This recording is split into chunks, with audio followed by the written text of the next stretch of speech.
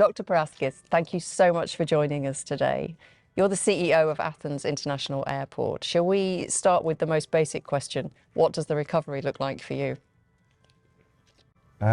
First of all, welcome, and I hope you enjoy your time in Athens. It was a good year. It was the first year where, after May, when the restrictions were lifted, we had a strong recovery. We are lucky that we were also able to cope with it. We ended up with about 22.7 million passengers, which is just 11% below the absolute peak, which was 2019, which was 25.5 million for this airport. And do you find, as passengers are returning post-COVID, are their needs and their expectations different now? I wouldn't say they're different. Obviously, the issue of hygiene remains a big issue.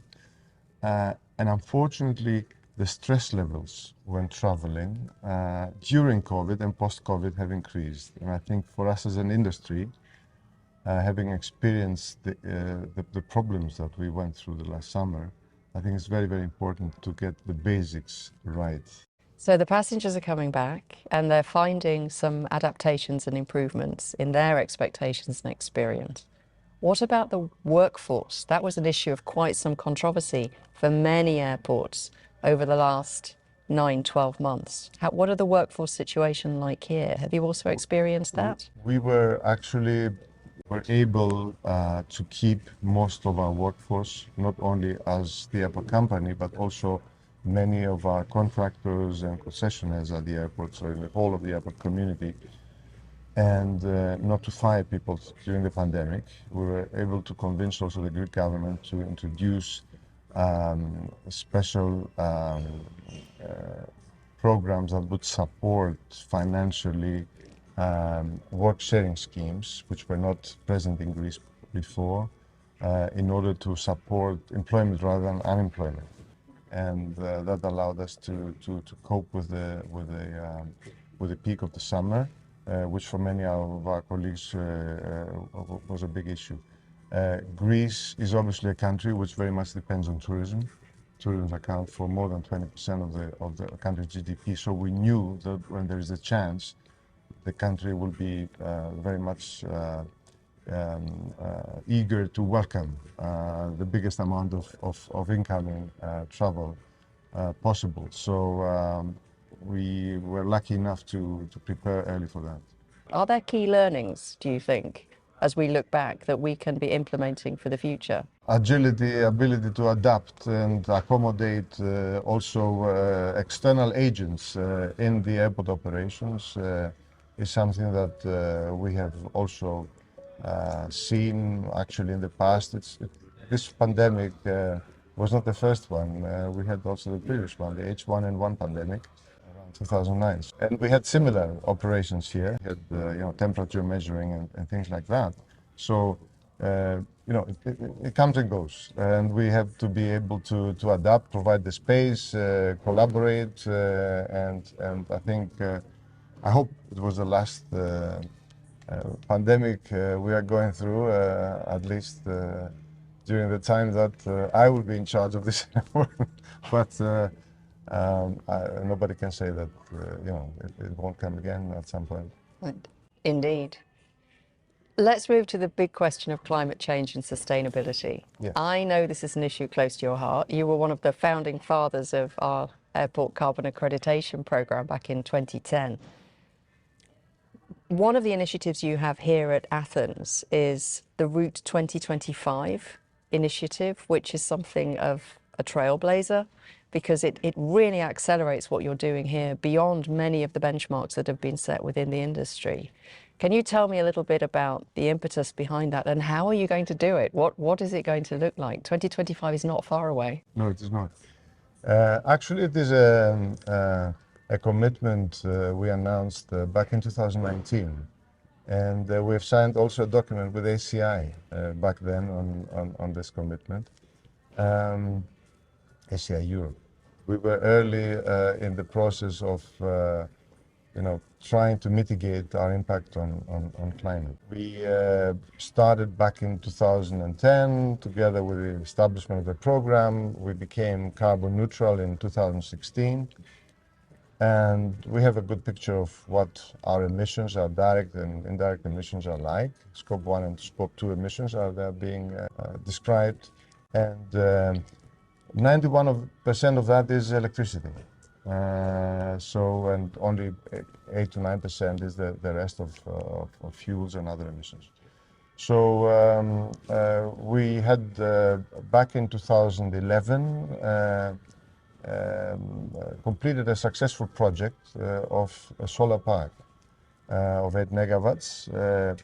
That is energy which we feed into the public grid, so it's not something for self-consumption, but it is clean energy which is produced on the airport grounds.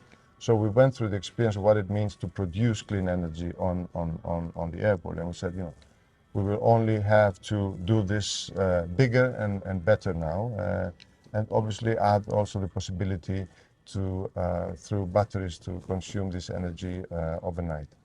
And so we embarked on, very concrete steps. Obviously, the technology is evolving. We had the pandemic in between, and we couldn't do much in the last 2.5 years.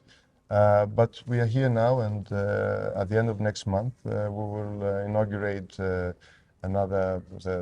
second park, which was 16 megawatts.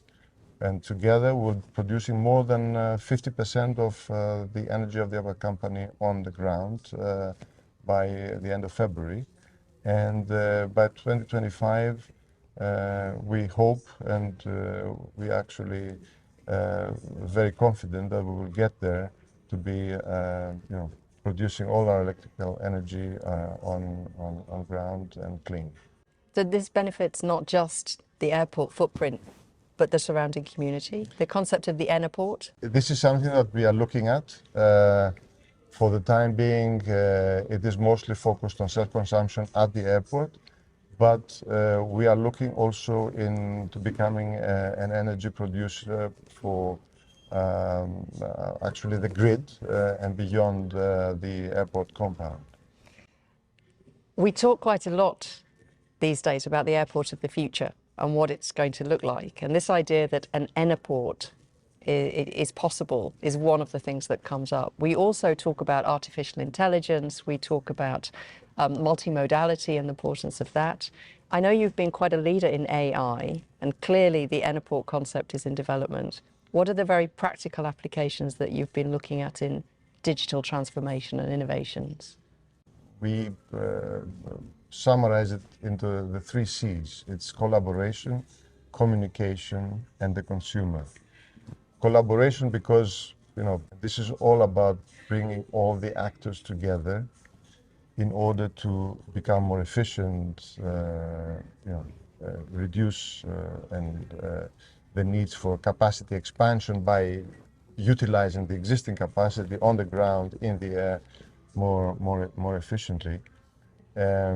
So it's about working together, and how can you work together through the second C, which is communication. That means digital communication, meaning all the means that are required for data exchange and the decision making based on data which are commonly available and not proprietary to the single players of the value chain.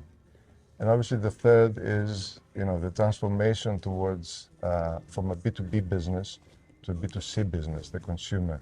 We are the only player in the value chain, I would dare to say, which has to use some Greek expressions, an anonymous relationship with the crowds that are going through. We don't know them. Everybody else has their name and they can track their preferences, and so we need to build up this relationship between, from a crowd relationship, from an anonymous relationship to an eponymous relationship with our consumer, and cater our needs to their needs, our products and our offerings. So if the crowd, the consumer, is passing through this space in 10, 20 years' time, what do you think they would be experiencing? definitely the whole process is going to change. The way the access to the airport